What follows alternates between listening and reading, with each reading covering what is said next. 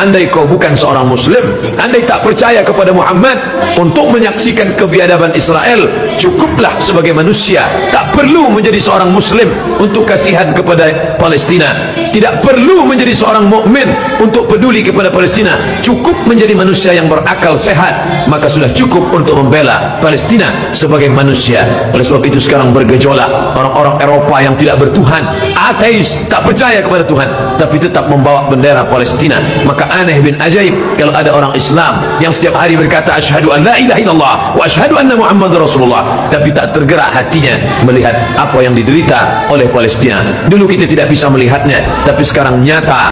Haleluya, haleluya, haleluya. Assalamualaikum warahmatullahi wabarakatuh. Salam Aki. Aku kabarkan Injil keselamatan. Bapak Ibu Tuhan, ketemu lagi dengan saya Evangelis Avraham Effendi Usman. Bagaimana kabar Bapak Ibu semua? Tentu luar biasa. Nah saudaraku para pencinta Injil Habaket, kita sangat sering sekali mendengar hari-hari ini di media sosial. Ada banyak sekali pemuka agama mengatakan begini, tidak perlu menjadi muslim untuk membela Palestina. Tidak perlu menjadi muslim untuk membela Palestina. Nah kata-kata ini saya sangat setuju Bapak Ibu ya. Kita untuk memberikan dukungan kepada Palestina, kita tidak perlu menjadi muslim. Cukup menjadi manusia yang mempunyai hati dan akal sehat. Cukup menjadi manusia yang mempunyai hati dan akal sehat. Dan sangat banyak juga hari-hari ini kita mendengar dari para pemuka agama, para pendakwah. Mereka mengatakan bahwa kita ini lagi mendukung kemanusiaan. Mendukung kemanusiaan. Karena manusia dibantai di Palestina. Banyak sekali orang meninggal. Ribuan orang meninggal hari-hari ini di Palestina. Bapak Ibu, kata-kata cukup menjadi manusia yang mempunyai hati dan akal sehat, ini tidak pernah muncul di saat Israel diserang pada tanggal 7 Oktober. Saya ulangi, tidak pernah kita mendengar dari pihak pemuka agama, dari pendakwah, dari penceramah, di mana mereka mengatakan cukup menjadi manusia yang mempunyai hati dan akal sehat. Ya, cukup menjadi manusia yang mempunyai hati dan akal sehat. Mereka tidak pernah mengatakan hal ini pada tanggal 7 Oktober, pada tanggal 8 Oktober, di saat Hamas menyerang Israel. Tidak pernah kita mendengar dari para pemuka agama, dari para penceramah, dari para pendakwah, cukup menjadi manusia yang mempunyai hati dan akal sehat. Hal ini, kata-kata tersebut tidak pernah terlontarkan keluar dari pemuka agama, keluar dari penceramah pendakwah pada tanggal 7 Oktober sampai tanggal 8 Oktober, di mana Israel diserang oleh teroris Hamas yang menewaskan 1.400 jiwa. 1.400 rakyat sipil yang meninggal Bapak Ibu. Tidak ada kata-kata kemanusiaan. Apakah mereka bukan manusia? Apakah mereka binatang? Atau kita biarkan saja mereka mati ketika diserang oleh Hamas? Di mana hati nurani kita? Di mana pikiran kita? Di mana akal sehat kita? Bukankah di sana juga banyak sekali orang muslim di Israel? Apa yang membuat kita begitu benci kepada Israel, kepada Yahudi? Apa? Coba kesampingkan dulu agama, coba kesampingkan akidah, coba kesampingkan iman dan kepercayaan. Bukannya sudah benar sekali agama kita? Dan semua agama mengaku agamanya paling benar. Tidak ada satupun pemeluk agama yang mengaku agamanya tidak benar. Tidak ada satupun pemeluk agama yang mengatakan agamaku tidak benar, agamaku salah. Tidak ada. Semua orang yang mengikuti agama, yang mengikuti satu agama, yang memeluk satu agama, selalu berkata agamaku agama yang paling benar. Tapi yang menjadi pertanyaannya adalah, apakah gara-gara agama kita terkotak-kotak hari ini? Gara-gara agama hilang akal sehat kita? Gara-gara agama hilang hati nurani kita? Coba kita berpikir, ya, coba kita berpikir. Jangan kita hadir di media sosial. Ketika kita berbicara di media sosial, dengan bicara kita, dengan omongan kita, dengan kata-kata kita, membuat orang marah. Timbul kemarahan dalam hati orang, timbul dendam dalam hati orang, timbul kegeraman dalam hati orang, timbul sifat dengki dalam hati orang, timbul sifat iri hati dalam diri orang. dalam hati orang, timbul amarah yang meluap-luap sehingga aku harus berdiri, harus bunuh, harus begini. Tidak seperti itu. Bagaimana kehadiran kita di tengah-tengah masyarakat, di media sosial, situasi lagi panas, kita bisa membuat orang jadi adem. Jadi kita ajak, ayo kita berdoa sama-sama supaya rakyat Palestina merasakan kedamaian, supaya Israel juga merasakan kedamaian, supaya Hamas tidak lagi mengganggu kedua negara tersebut, tidak mengganggu Israel, tidak mengganggu Palestina. Hamas itu sembunyi di balik rakyat Palestina. Makanya Hamas hari-hari ini sangat terganggu ketika ribuan rakyat Palestina mengungsi. Ribuan rakyat Palestina sudah keluar dari jalur Gaza. Orang Hamas, teroris Hamas, hari-hari ini mereka sangat merasa terganggu. Mereka sangat merasa tertekan. Mereka sudah tidak bisa lagi bergerak kemanapun. Mereka sudah tidak ada lagi tempat untuk bersembunyi. Mereka sudah tidak ada lagi tempat untuk dia siarkan ke media, ke dunia. Ya, di mana banyak orang tergeletak, anak-anak tergeletak, kaum ibu-ibu tergeletak, rumah sekolah hancur, rumah sakit hancur, tempat bermain anak-anak hancur. Yang menyebabkan ini semua adalah Hamas. Ini yang perlu kita ketahui dan perlu kita garis bawahi. Ya, perlu kita garis bawahi. Jangan kita hadir di media sosial dengan omongan kita. Ketika orang mendengar ceramah kita, ketika orang mendengar suara kita, timbul amarah dalam hati orang tersebut, timbul kegeraman, timbul sifat iri hati, timbul rasa dengki yang meluap-luap. Tapi bagaimana ketika kita hadir di media sosial dan ketika orang mendengar apa yang kita sampaikan, membuat banyak orang adem, membuat banyak orang semakin dekat dengan Tuhan. Ini sudah akhir zaman. Ya, sudah akhir zaman. Kita semua lagi menunggu kedatangan Dia yang kedua kali. Cuma beda cara kita menunggu. Ya, orang Kristen menunggu kedatangan Dia yang kedua kali untuk menyelamatkan. Dia datang untuk menyelamatkan dan untuk mengadili baik orang yang hidup maupun orang yang mati. Tetapi saudara yang menunggu kedatangan Isa Al-Masih ke dunia nantinya untuk mematahkan salib, untuk membunuh babi, membunuh Dajjal, dan menghapus jizyah. Kalau kita boleh jujur, kita berpikir yang mewajibkan jizyah itu siapa? Ya, siapa yang mewajibkan jizyah itu? Nah, coba Bapak Ibu tulis di kolom komentar, siapa yang mewajibkan jizyah sehingga orang-orang itu membayar jizyah? Siapa yang mewajibkan jizyah itu? Siapa yang mencetuskan jizyah tersebut? Ayo kita berpikir dengan akal yang sehat. Dan siapa? Silahkan Bapak Ibu tulis di kolom komentar. Jadi hari-hari ini mari kita mengajak orang supaya menahan emosi, mengajak orang supaya menahan amarah, berdoa sungguh-sungguh supaya peperangan ini segera berakhir. Ini yang harus kita lakukan.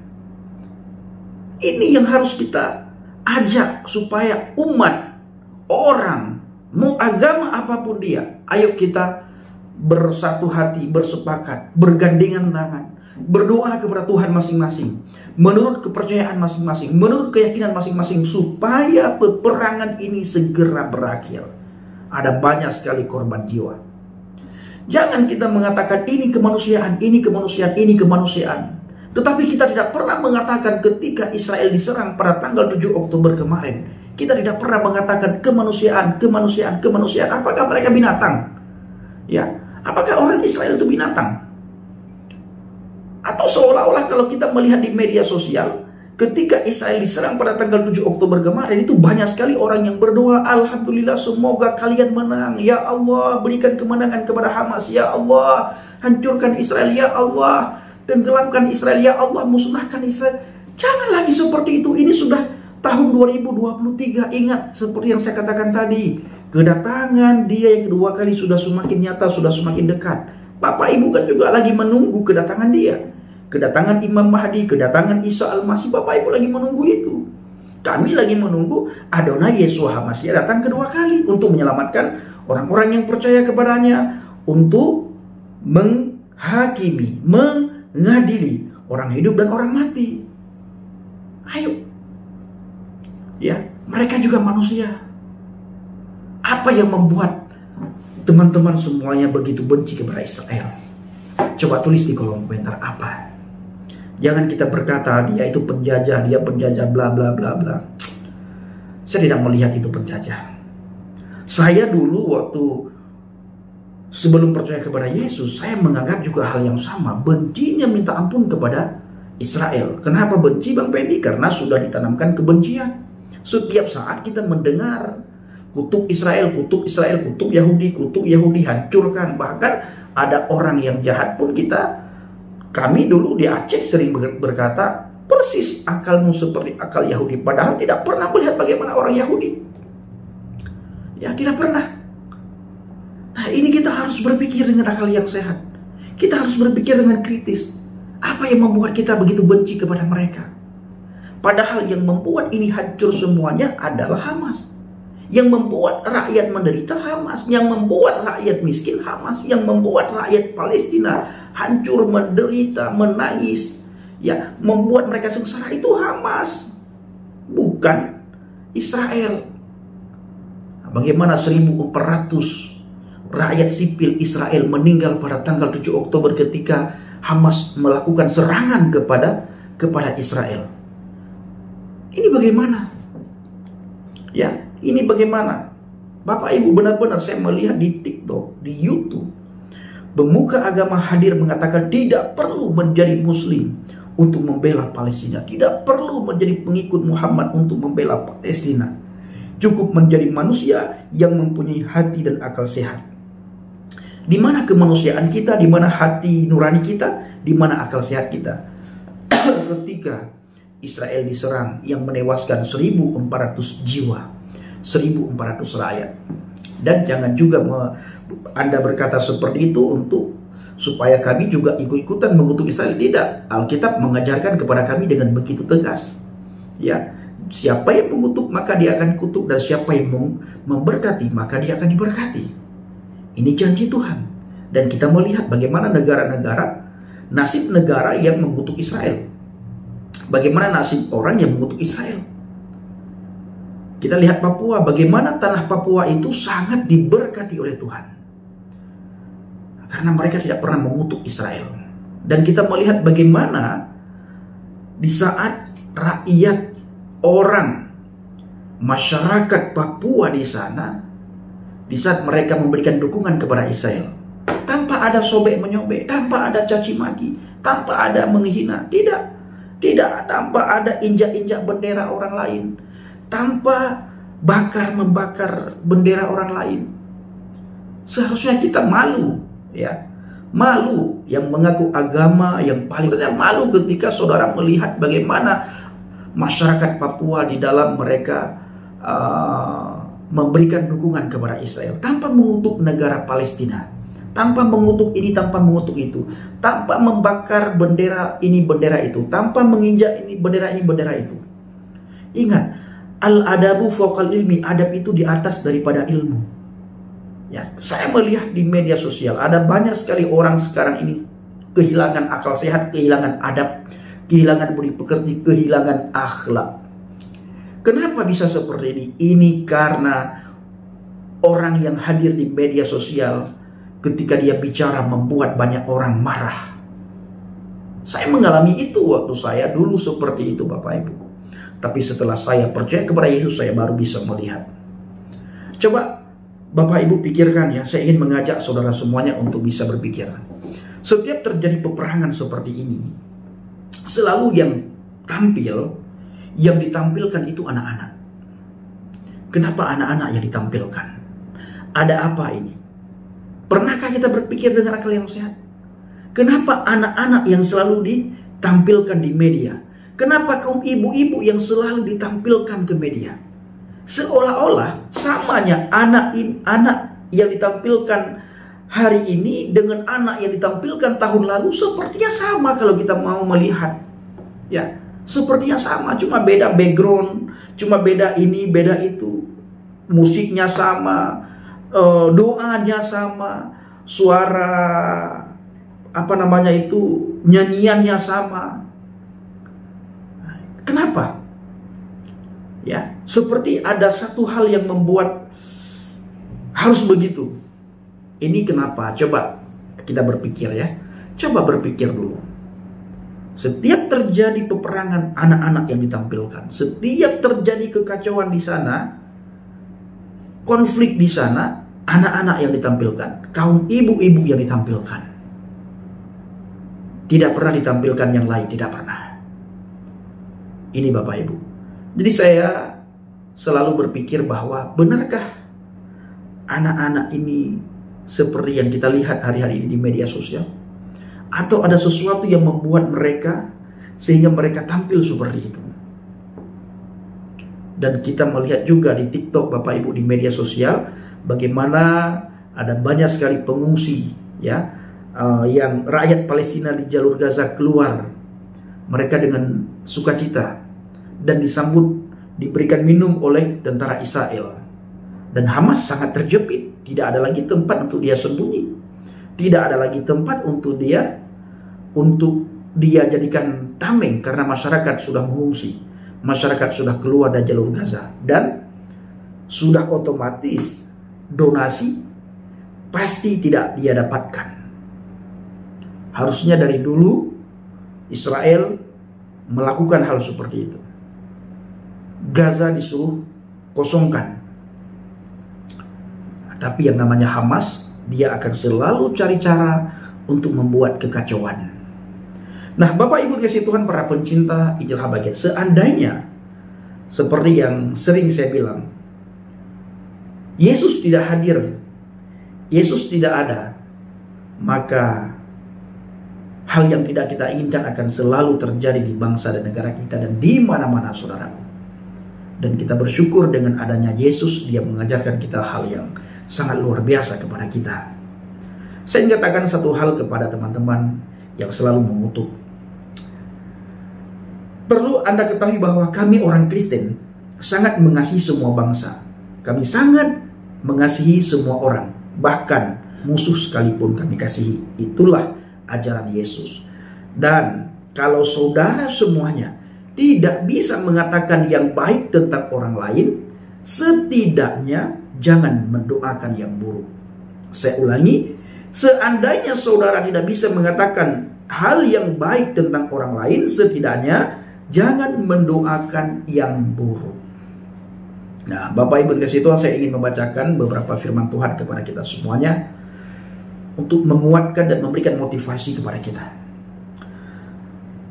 Yesus mengajarkan kita dan menanamkan perintah ini kepada kita, dan Yesus menyuruh kita supaya selalu kita hidupkan, baik di dalam kita berjemaat, bergereja, maupun dalam kita bermasyarakat. Apa itu Bang Pendi? Kasih dan kemurahan hati yang tak terbatas. Kasih dan kemurahan hati yang tak terbatas itu Yesus ajarkan kepada kita. Yesus tanamkan dalam hati dan pikiran kita supaya kita menghidupkan di masyarakat, menghidupkan di dalam kita berorganisasi, di dalam kita bergereja. Dalam Injil Matius 5 ayat 43 dan 44. Begini bunyi firman, kamu telah mendengar firman, kasihilah sama manusia dan bencilah musuhmu. Tetapi aku berkata kepadamu, kasihilah musuhmu dan berdoalah bagi mereka yang menganiaya kamu. Nah, seandainya ini tidak ada, Bapak Ibu, ayat ini tidak ada, maka setiap ada orang yang mengganggu kita, kita pasti lawan.